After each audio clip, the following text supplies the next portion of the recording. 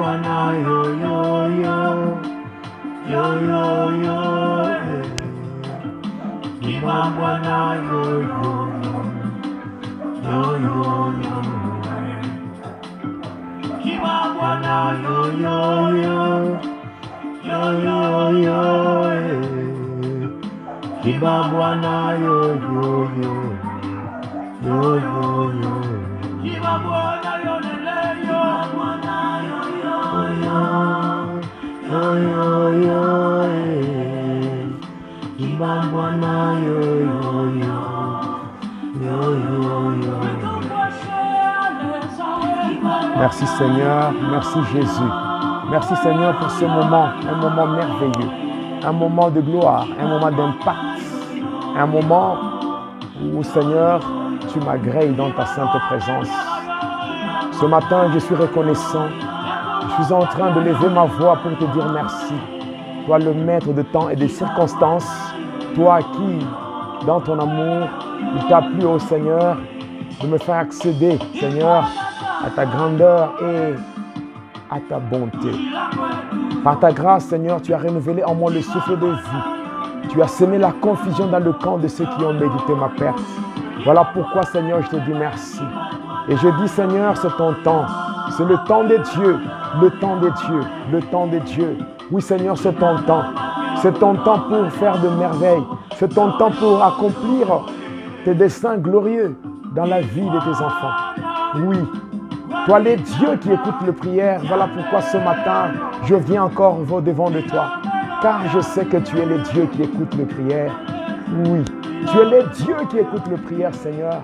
Béni soit ton nom éternel. Béni soit ton nom, Emmanuel, Dieu parmi son peuple. Je suis en train de lever ton Saint-Nom ce matin. Je suis en train de te lever, de te magnifier, de t'exalter parce que tu es Dieu. Le seul et l'unique vrai Dieu. Le seul Dieu, l'unique Seigneur, c'est toi. L'incomparable, l'admirable, le prince de paix, le soleil de la justice. Alléluia. Alléluia.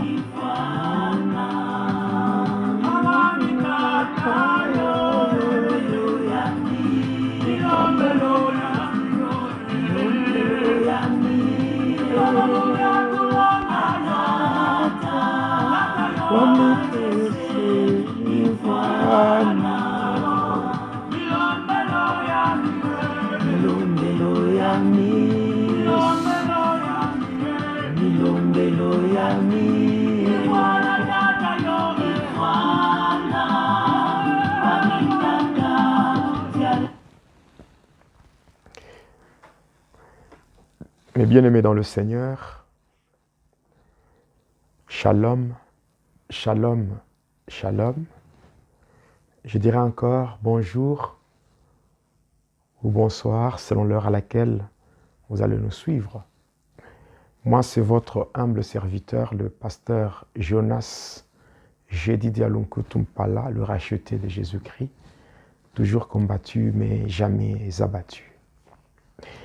C'est pour moi une grande joie et un grand plaisir ce matin de partager avec vous la parole de Dieu. C'est vrai, le Seigneur Jésus-Christ, notre Dieu, il nous aime. Il nous aime d'un amour vrai, un amour réel, un amour de Père, un amour éternel. Par sa grâce, il a semé la confusion dans le camp de ceux qui ont médité notre perte. Il a imposé son veto devant le plan cynique et machiavélique du monde de ténèbres. Et il a renouvelé en nous le souffle de vie. C'est vraiment une grâce particulière que nous avons bénéficié de la part de notre Dieu. Voilà pourquoi nous disons que le nom de notre Seigneur soit élevé, que le nom de notre Seigneur soit exalté, que le Seigneur Jésus reçoive la gloire, l'honneur, la puissance, la magnificence, la révérence ainsi que la majesté, parce qu'il est digne. Il est digne d'occuper le trône de nos cœurs car il est notre roi.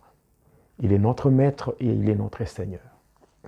Oui, bien-aimés dans le Seigneur, ce matin, le Seigneur m'a mis à cœur de partager avec vous sa parole sous le thème « Le mystère de la porte et les 3 manières de s'approcher des dieux ». Le mystère de la porte et les 3 manières de s'approcher des dieux. Par rapport à cela, par rapport à cet enseignement, Nous allons exploiter deux portions d'écriture. Nous sommes premièrement dans l'évangile selon Matthieu, le chapitre 7 et le verset 7 à 8.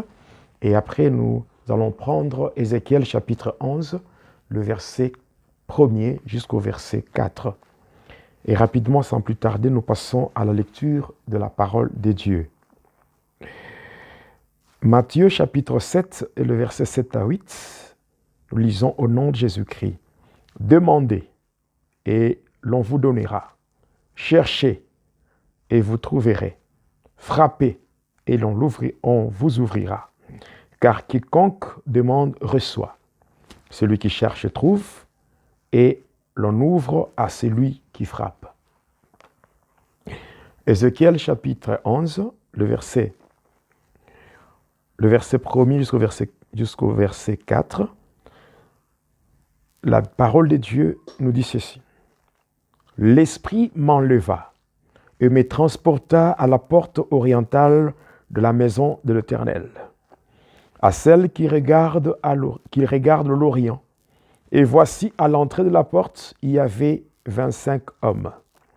Et je vis au milieu d'eux Jazania, fils d'Azur, et Pélétia, fils de Benadja, chef du peuple. Et l'Éternel me dit, fils de l'homme, ce sont les hommes qui méditent l'iniquité et qui donnent de mauvais conseils dans cette ville. Ils disent, ce n'est pas le moment, bâtissons des maisons. La ville est la chaudière et nous sommes la viande. C'est pourquoi prophétise contre eux. Prophétise, fils de l'homme. Amen. Oui, bien-aimés dans le Seigneur, ici, comme je l'ai annoncé, le thème que le Seigneur nous a donné, pour ce matin, ce matin de samedi le 18 juillet de l'année 2020, le thème que le Seigneur nous a donné, c'est tout simplement le mystère de la porte et les trois manières de s'approcher des dieux. Déjà, en exploitant Matthieu 7 à 8, nous voyons déjà les trois dimensions de la prière. Alors, avant de passer à cela, j'aimerais que nous puissions d'abord parler sur la porte. La porte a deux dimensions. La première dimension, c'est que la porte sert pour entrer. Et la deuxième dimension, c'est que par la porte, on peut aussi sortir. Alors, essayons un peu de chercher à connaître la signification de la porte selon la parole des dieux. Si nous prenons le Saintes Écritures, c'est-à-dire la Bible, passant par la Bible, nous voyons que la porte a deux significations. Alors, la première signification, quand nous prenons Josué chapitre 20, le verset 4, nous prenons Amos chapitre 5 et le verset 10, nous prenons Amos 5, le verset 10, le verset 12 et le verset 15, nous prenons aussi Zacharie chapitre 8, le verset 16, et même le livre de Deutéronome, le chapitre 25 et le verset 7. Ici, la première signification de la porte selon la Bible, c'est que la porte, c'est un endroit où les anciens et les magistrats d'une ville s'asseyaient pour rendre justice et traiter les affaires. La porte est un endroit où les anciens et les magistrats d'une ville s'asseyaient pour rendre justice et traiter les affaires. Alors, selon le contexte de Matthieu 7,7, on voit les différents endroits où on traitait des affaires importantes et on donnait des solutions aux problèmes des gens. Donc, pour dire, la solution est à la porte. Je reprends pour une meilleure compréhension, c'est que selon Josué chapitre 20, le verset 4, Amos 5, le verset 10, le verset 12, le verset 15, Zacharie 8, le verset 16, Et quand nous prenons aussi Deutéronome 25, le verset 7, nous voyons que la première signification de la porte selon la Bible, c'est que la porte, c'est un endroit où s'asseyaient les anciens et le magistrat d'une ville pour rendre justice et traiter les affaires. Et c'est dans cette optique-là, quand nous prenons Matthieu 7, 7, on voit que la porte constitue les différents endroits où on traitait les affaires importantes et où on donnait des solutions, pour dire que la solution est à la porte. À la porte, il y a la solution. Oui, bien-aimés dans le Seigneur, si nous prenons le contexte de Matthieu 16 et le verset 18, ici, il s'agit de différents endroits où les dominations, les autorités, les principautés siègent et prennent des décisions pour contrecarrer l'Église de Dieu. Donc ici, quand le Seigneur dit tu es Pierre, sur cette pierre je bâtirai mon Église et les portes du séjour des morts ne prévaudront jamais contre elle. Ici, on voit tout simplement ceci. Ici, on comprend qu'il s'agit de différents endroits où les dominations, les autorités, les principautés siègent et là où ces esprits, c'est-à-dire les dominations, les autorités, les principautés, là où elles prennent des décisions importantes, des décisions machiavéliques, des décisions maléfiques pour contrecarrer l'Église de Dieu ou pour mettre des obstacles à l'œuvre de Dieu. Là, nous sommes dans la première signification de la porte, c'est-à-dire l'endroit où les magistrats et les anciens d'une ville siégeaient pour traiter les affaires importantes et pour donner des solutions. C'est ainsi que quand dans cette même optique, nous avons aussi compris que selon Matthieu 7,7, on voit par la porte ou les portes, on voit les différents endroits où on traitait des affaires importantes et là où on donnait des solutions. Et là, nous comprenons que la solution est à la porte.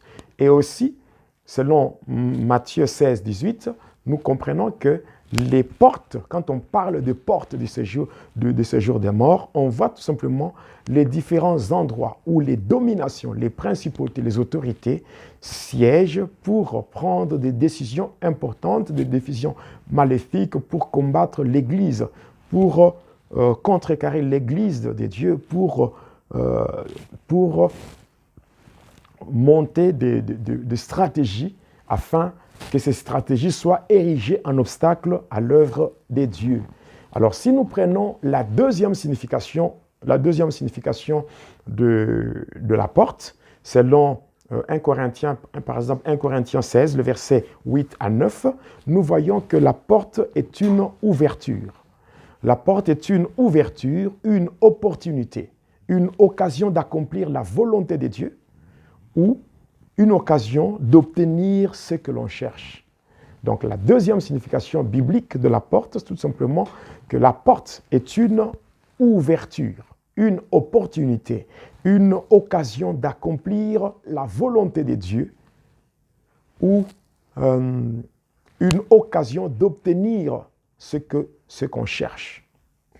Si nous prenons dans ce cadre-là, nous prenons la porte, en prenant aussi Jean chapitre 10, le verset 9, nous voyons aussi Jean 14, le verset 6, nous voyons ici que Jésus lui-même, il se présente comme étant la porte de brebis. Et dans Jean 14, 6, il dit, il est le chemin, la vérité et la vie, nul ne vient au Père que par lui. Donc lui-même Jésus étant la porte de brebis, et cette porte, c'est aussi un chemin qui permet aux brebis du Seigneur d'accéder aux différentes faveurs divines passant par Jésus lui-même. Donc, nul ne peut venir au Père, nul ne peut accéder aux faveurs divines sans passer par Jésus. Jésus lui-même étant la porte de brebis, selon Jean 10, le verset 9, et selon Jean 14, le verset 6, Jésus se présente comme étant le chemin, la vérité et la vie, et nul ne peut accéder aux faveurs de Dieu. Nul ne peut arriver chez le Père sans passer par Jésus. Mais ce que nous pouvons comprendre et retenir, c'est que dans tous les deux cas, donc par rapport à toutes les deux significations, nous comprenons que la porte est un tournant où nos ennemis nous attendent. Et un combat doit s'y mener avec acharnement pour nous assurer la victoire et ne pas y être confondu par les ennemis. Donc la porte, dans tous les deux cas, si nous essayons un peu de faire une approche par rapport aux deux significations selon la Bible, nous comprenons que la porte est un tournant décisif, un tournant où nos ennemis nous attendent et un combat spirituel doit s'y mener avec acharnement pour nous assurer la victoire et ne pas y être confondu par les ennemis. Sachant très bien que la porte, selon la première signification, sachant que à la porte, c'est là où les magistrats se réunissaient, c'est là où les anciens se réunissaient pour traiter les affaires et pour donner des solutions. Sachant aussi que, passant par la deuxième signification, c'est que la porte, c'est une opportunité, c'est une ouverture, c'est une occasion d'accomplir la volonté de Dieu et une occasion d'obtenir ce que l'on cherche. C'est que les ennemis ne peuvent pas accepter que nous puissions accéder à ce que nous cherchons, nous puissions obtenir des solutions à nos problèmes. Non. Alors là, la porte devient un tournant décisif où les ennemis nous attendent pour nous empêcher d'obtenir ce que nous cherchons. Alors nous, en tant qu'enfants de Dieu, en tant que soldats engagés au service de Jésus-Christ, nous ne pouvons pas croiser les bras. Nous ne pouvons pas croiser les bras, mais nous devons nous battre. Nous devons faire un grand combat. J'avais parlé aussi, dans un de mes enseignements, j'avais parlé du combat, le combat d'une porte ouverte. Donc, le combat d'une porte ouverte, j'avais parlé de cela lorsque j'étais en train d'expliquer, de parler sur le mystère du combat contre les bêtes. Alors, au nom de Jésus-Christ, bien-aimés dans le Seigneur, ce que vous devez comprendre que la porte, c'est un endroit où nous devons faire un grand combat spirituel contre ceux-là qui veulent s'ériger en obstacle, question de nous empêcher d'accéder aux faveurs divines, de nous empêcher d'accéder à notre héritage. Donc nous devons être prêts pour livrer un combat, pour livrer une bataille contre les agents du diable. Oui. Maintenant, par rapport à cela, bien-aimés, par rapport à cela, nous savons une chose, c'est que le combat que nous avons à faire n'est pas un combat qui a une dimension charnelle. C'est un combat spirituel. Et qui dit combat spirituel voit la prière. Oui. Et par la prière, nous voyons comment un homme peut s'approcher de Dieu. Voilà pourquoi nous avons dit le mystère de la porte et les trois manières de s'approcher de Dieu. On ne peut s'approcher de Dieu que par la prière. On ne peut s'approcher de Dieu que par la prière. Or, regardez en lisant encore Ézéchiel 11, le verset 1er jusqu'au verset 4. Ici, qu'est-ce qu'on nous montre? On nous montre une révélation. C'est une révélation venant de Dieu, où Dieu lui-même a eu à transporter son serviteur. Il a transporté son serviteur Ézéchiel pour l'amener à l'entrée d'une porte, à la porte orientale de la maison de l'Éternel. À la porte. Mais à cette porte-là, cette porte était déjà occupée. Cette porte était déjà envahie par des ennemis. Ils sont là. Or, l'Orient, nous voyons très bien que le soleil se lève à partir de l'Orient. Le soleil se lève à partir de l'Orient. Et à partir de l'Orient, quand le soleil se lève, pour qu'il y ait la lumière dans la maison, il faut que cette lumière venant du soleil puisse passer par la porte. Mais, à notre grande surprise, ici, quand Dieu a transporté Ézéchiel jusqu'à la porte orientale de la maison de l'Éternel, cette porte qui regarde à l'Orient. Or, à l'Orient, comme je viens de le dire, c'est là que le soleil se lève. Et à partir de là, À partir de là, quand le soleil se lève, on a besoin de la lumière. Cette lumière doit éclairer la maison, l'intérieur de la maison. Mais la lumière là ne passera pas par le mur. La lumière passera par la porte. Il faut que la porte soit ouverte pour laisser le passage à la lumière. Mais cependant, à la porte, il y avait déjà 25 hommes.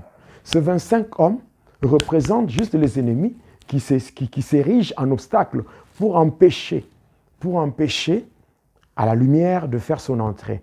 Et là, ça symbolise quoi? Ça symbolise premièrement ce qu'on appelle l'esprit de contrôle.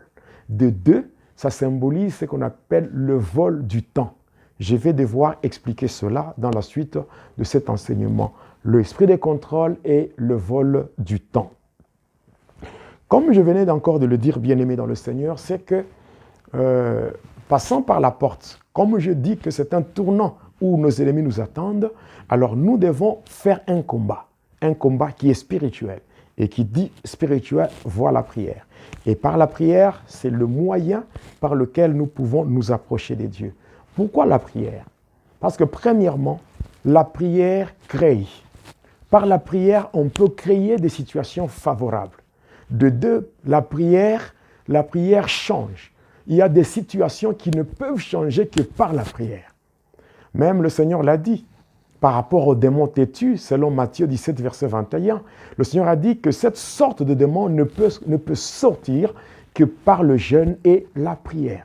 Donc, il y a certaines situations démoniaques ou des situations négatives qui tirent leur origine dans les activités démoniaques. Et ces situations-là ne peuvent changer que par la prière. Donc, premièrement, nous savons que la prière crée. Il y a des choses qui peuvent venir à l'existence, passant par la prière lorsque on s'approche de Dieu. De deux, il y a ce que je peux dire, la prière change. Il y a des situations difficiles, des situations que l'homme ne sait pas changer par lui-même, par sa sagesse ou son intelligence, mais passant par la prière, il y a des situations difficiles qui peuvent changer. Et de trois, la prière affecte. La prière peut affecter quelque chose. La prière peut affecter une situation, la prière peut affecter toute une vie. Voilà pourquoi la prière, elle est vraiment très importante. Même quand nous lisons la parole de Dieu, nous sommes dans 1 Thessaloniciens chapitre 5, le verset 17. La Bible dit « priez sans cesse ». Quand la Bible nous recommande de prier sans cesse, c'est que passant par la prière, il y a de grandes choses qui peuvent se réaliser dans la vie. De deux, je peux encore dire par rapport à la prière, c'est que tu ne peux pas réaliser la mission que Dieu t'a confiée sans la prière. La prière, vraiment, elle est très importante pour une personne qui veut réaliser de grandes choses, une personne qui veut réussir dans sa vie. La prière a vraiment une importance très, très capitale. Et troisièmement, je peux dire toujours par rapport à la prière, c'est que chaque manière de prier a une intensité. Parce que quand on prie, il faut savoir qu'il y a trois manières de prier. Et passant par toutes ces manières de prier-là, il faut savoir que chaque manière de prier a une intensité particulière. Une intensité particulière. Et en se référant sur Matthieu 7, le verset 7, nous voyons ici trois manières de s'approcher de Dieu. La première manière, c'est demander. Là, c'est le verbe demander. Deuxième manière, c'est le verbe chercher. Et la troisième manière est liée au verbe frapper. Donc, nous avons trois manières de s'approcher de Dieu. Et ces trois manières sont liées aussi à trois verbes. Le premier verbe, c'est le verbe demander. Et le deuxième verbe, c'est le verbe chercher. Et le troisième verbe, qui est le dernier, c'est le verbe frapper. Alors, si nous commençons déjà avec le premier verbe, ou la première manière de s'approcher de Dieu, c'est par rapport au verbe demander. On dit demandez et on vous donnera. Ici, par rapport à cette dimension ou par rapport à cette manière, c'est que ici, c'est quelque chose qui concerne tout le monde. Parce que tout le monde peut le faire. Tout le monde peut demander. Ici, c'est vraiment facile. La première dimension qui consiste à demander, c'est une dimension qui est facile parce que tout le monde peut demander. Tout le monde peut demander, tout le monde peut le faire. Mais nous passons directement à la deuxième manière ou la deuxième dimension. La deuxième dimension, c'est chercher. Chercher, ce n'est pas donné à tout le monde. Ici, il y a l'intellect qui entre aussi en jeu. L'intellect. L'intellect qui entre en jeu. Pourquoi je parle de l'intellect? Parce que ici, il y a un problème lié à l'intelligence. Ça consiste d'abord à chercher. Chercher, c'est-à-dire, on prend la parole de Dieu, les Saintes Écritures, on prend la Bible, qui est la parole de Dieu, on commence à chercher. On commence à fouiller dans la Bible jusqu'à ce que, on commence à fouiller dans les Écritures jusqu'à ce qu'on va trouver,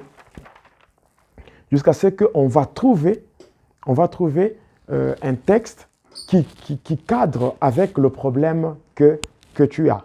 Tu peux avoir un problème, mais ce problème-là peut trouver solution dans la parole de Dieu lorsque tu commences à fouiller, tu commences à sonder les Écritures, certainement en lisant, en sondant les Écritures, en cherchant dans la parole de Dieu, tu vas trouver une situation similaire, une situation qui est semblable ou identique à ta situation, et là tu appliques, donc tu trouves le « ainsi dit l'Éternel » lié à la situation que tu es en train de traverser. Le « ainsi dit l'Éternel » lié à la situation que tu es en train de traverser. Là, c'est chercher. Donc ici, il y a l'intellect ou l'intelligence qui entre en jeu parce que tu vas faire un travail qui consiste à chercher dans les Saintes Écritures jusqu'à ce que tu trouveras une situation dans la Bible qui est similaire à ta situation, qui est identique ou qui est semblable, qui ressemble à ta situation, et directement tu appliques et tu vas prier comme ça s'est fait dans la Bible en cette situation-là. Donc là, c'est la deuxième dimension. Mais la troisième et la dernière dimension, c'est lié au verbe frapper. Ça, c'est l'intensité de la troisième manière de prier. Cette intensité représente une dimension exceptionnelle, une dimension spirituelle. Et pour réussir dans cette dimension, il faut avoir la connaissance de la prière du combat spirituel. Parce qu'ici, il est question de frapper. On n'ouvre qu'à celui qui frappe. Voilà. Or, ici, quand nous voyons le verbe frapper, nous voyons directement que ça nous renvoie à la porte. Ça nous renvoie à la porte où il y a la solution. Jésus a dit, frappez et on vous ouvrira. On ouvrira. On ne peut ouvrir qu'à celui qui a frappé. On ne peut ouvrir qu'à celui qui frappe. Oui, bien-aimé dans le Seigneur. Ici, quand on parle du verbe frapper, le verbe frapper est différent du verbe cajoler. Parce que lorsque tu es en train de demander, tu peux même supplier. Frapper n'est pas une supplication. Frapper n'est pas lié au verbe supplier. Non, bien-aimé dans le Seigneur. Tu n'es pas appelé à supplier qui que ce soit dans cette dimension. Ici, il n'y a pas à supplier. On ne supplie personne. Ici, même l'humilité dans cette dimension, l'humilité est exclue. L'humilité se trouve dans le verbe demander, dans la première dimension. La première dimension, quand tu es en train de demander, d'implorer, de supplier, là, oui, là, l'humilité doit caractériser cette dimension-là. Mais ici, dans le verbe frapper, il n'y a pas d'humilité. Ici, il y a tout simplement l'insistance. L'insistance, la persévérance. Ici, il n'y a pas de plaisir. Ici, la solution n'est pas gratuite. La solution ne sera jamais donnée gratuitement. Ici, la dimension de frapper est liée à un monde qu'il faut contraindre. Ici, il y a une contrainte. Alléluia. Il y a une contrainte. Il y a une contrainte. Tu es appelé à contraindre l'ennemi. Tu es appelé à frapper sans s'arrêter jusqu'à ce qu'on finira par ouvrir la porte. Bien-aimé dans le Seigneur, Celui qui cherche. Celui qui cherche peut trouver dans la Bible quelque chose qui ressemble à sa situation, comme je viens de le dire, en fouillant dans les Saintes Écritures, en méditant sur la parole de Dieu, on va trouver le ainsi dit l'Éternel lié à la situation que tu traverses, lié au problème que tu as. Parce qu'il n'y a rien de nouveau sur cette terre. Ce que tu vis, il y en a d'autres qui avaient vécu cela avant toi. Mais par rapport au verbe frapper, je viens de le dire, ici, il faut avoir la connaissance de la prière du combat spirituel. Il faut être initié au combat spirituel. Le combat spirituel.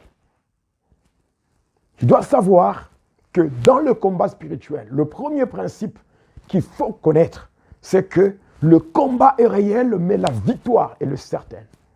Deuxième principe, tu dois connaître les gens avec qui tu te bats. Après, tu dois identifier la nature de ton combat. Très important, bien-aimé dans le Seigneur. Ici, en lisant bien Matthieu, ici, on est à la recherche du pain. Le pain. On dit, en frappant, il y a eu des réponses. Il y avait eu des réponses. Ce qu'on peut comprendre, c'est quoi? Selon Matthieu 7. La première des choses à comprendre, c'est ceci. Celui qui est à l'intérieur ne dormait pas. Celui qui est à l'intérieur ne dormait pas. Ça, c'est un. La deuxième des choses, celui qui est à l'intérieur détenait le pain. Détenait le pain et par rapport à cela, il détient le pain, mais le grand problème, nous allons revenir sur ça, le grand problème, c'est le goût du pain. Je vais revenir sur cela. Alléluia. Alléluia. Celui qui était à l'intérieur ne dormait pas. Qu'est-ce que cela veut dire? Lorsque l'homme frappait pour demander le pain, il y avait quand même une réponse de l'autre côté. Au niveau de la porte, de l'autre côté de la porte, il y avait une réponse. C'est que celui qui était là, celui qui était à l'intérieur et qui gardait le pain, ne dormait pas. Et comme il ne dormait pas, il fallait continuer à frapper jusqu'à ce qu'il ouvre parce qu'il ne dormait pas. Pour te dire encore, lorsque tu es béni par Dieu et qu'il y a des gens qui contrôlent ta destinée, qui contrôlent, qui gèrent ton héritage, sache que ces gens-là ne dorment pas. Ces gens-là, ils savent que tu es à la recherche de ce qui te revient de droit. Et si toi, tu te décourages, mais ils vont garder, ils vont bloquer ce qui t'appartient. Par conséquent, ce qu'il faut faire, c'est quoi? Il faut continuer à frapper jusqu'à ce que ceux qui gèrent ton héritage ou ta destinée finiront par céder, ils finiront par ouvrir la porte. Oui, finiront par ouvrir la porte. Des deux, tu dois savoir que malgré que tu vis dans le manquement, malgré qu'il y a des choses qui te manquent, tu dois savoir que Dieu t'a déjà béni. Mais cette bénédiction est contrôlée par d'autres. Alors, ce que tu as à faire, c'est quoi? Il faut que tu continues à frapper pour qu'on te donne. Et non pas qu'on te donne une réponse disant que on te donnera à un moment donné quand eux-mêmes jugeront bon de te donner cela. Non. Ici, regarde le pain. Il y a le problème du goût. Le goût du pain. C'est-à-dire quoi? Si toi tu as besoin du pain aujourd'hui, le pain qu'on a fait aujourd'hui, a un goût. Mais si ce pain-là traîne et qu'on te donne après 3-4 jours, ce pain-là n'aura pas le même goût. Ce pain-là peut même s'abîmer et quand tu le consommes, ça peut même provoquer certaines maladies chez toi. Ça veut dire quoi? Quand Dieu parle à Ézéchiel qu'il a transporté Ézéchiel dans Ézéchiel 11 jusqu'à la porte orientale de la maison des dieux. Toi qui m'écoutes, tu es la maison des dieux. Et il y a des choses qui viennent de Dieu, et qui doivent être ton partage. Mais si à l'entrée de la porte, à l'entrée, c'est-à-dire l'endroit par lequel ces choses doivent entrer dans ta vie, s'il y en a d'autres qui se sont placés là-bas pour s'ériger en obstacle, tu peux te retrouver, Dieu t'a béni il y a longtemps, mais tu commences à vivre ce que Dieu t'avait donné il y a de cela, je ne sais pas, 5 ans, tu commences à vivre ça aujourd'hui. Ça n'aura pas la même valeur. C'est comme le pain. Si l'homme dit, donne-moi le pain, il frappe, il dit, j'ai besoin du pain. Et qu'on lui dit, non, tu viendras le lendemain. Mais le lendemain, le pain n'aura pas le même goût. C'est ainsi qu'aujourd'hui, il y a des gens qui ont été bénis par Dieu, mais qui vivent leur bénédiction, après. C'est-à-dire, non pas selon le temps de Dieu, mais selon le temps de leurs ennemis. Les ennemis bloquent. Pendant que tu as besoin de la chose que Dieu t'a donnée, on ne te l'accorde pas. Mais lorsque cette chose a déjà perdu sa valeur, c'est là que toi, tu commences à voir cela. C'est comme une femme qui est bénie par rapport au mariage. Et cette femme, par exemple, elle a, je ne sais pas, 30 ans. Elle a 30 ans, elle est bénie par Dieu.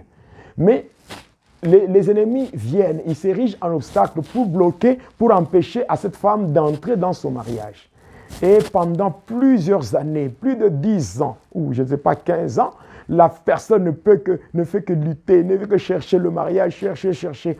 Il y a des fois, si tu vois que la dimension de chercher ne produit pas de résultats, passe à la 3e dimension qui consiste à frapper. Parce que quand tu frappes, là, c'est pour avoir ce que tu cherches et non pas par négociation, mais tu frappes et tu obtiens par contrainte. Tu vas le contraindre à te donner ce qui te revient de droit. Pour dire encore, bien-aimé dans le Seigneur. Vous voyez, cette femme-là, après 15 ans, elle entre dans son mariage. Le mariage qui lui avait été donné il y a de cela plusieurs années. Lorsqu'elle entre dans son mariage, quelques 2 ans après, elle tombe dans la ménopause. Automatiquement, ça devient d'autres problèmes.